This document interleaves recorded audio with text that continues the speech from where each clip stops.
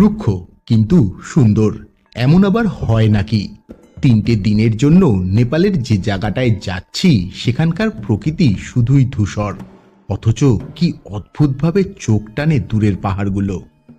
নেপাল তিব্বতের মধ্যবর্তী ভূখণ্ড, চারিদিকে হিমালয়ের তুষারশৃঙ্গ। পথ এগিয়েছে কালীগণ্ডকীকে পাশে রেখে সবুজ হলুদে মেশানো ক্ষেতের পাশ দিয়ে। একদিকে রুক্ষ পাহাড়, তার পায়ে রঙিন ক্ষেত।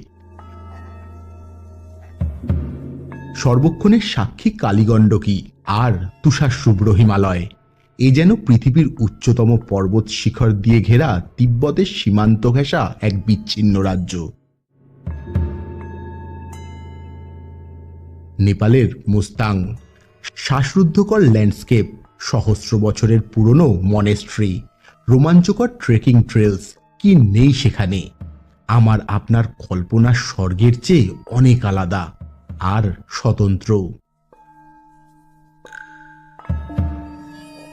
দূরের আকাশে বুক চিতিয়ে অন্নপূর্ণা, ধবলগিরি, নীলগিরি, মানাসলুর তুষারশৃঙ্গ।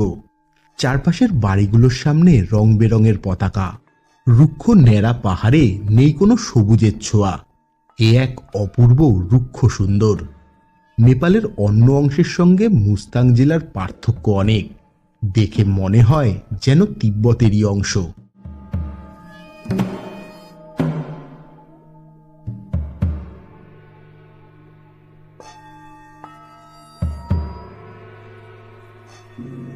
নেপাল মানেই গৌতম বুদ্ধের জন্মস্থান, আর মুস্তাংয়ে রয়েছে বিষ্ণুধাম মুক্তিনাথ, যা হিন্দু বৌদ্ধ উভয়ের কাছেই পবিত্র।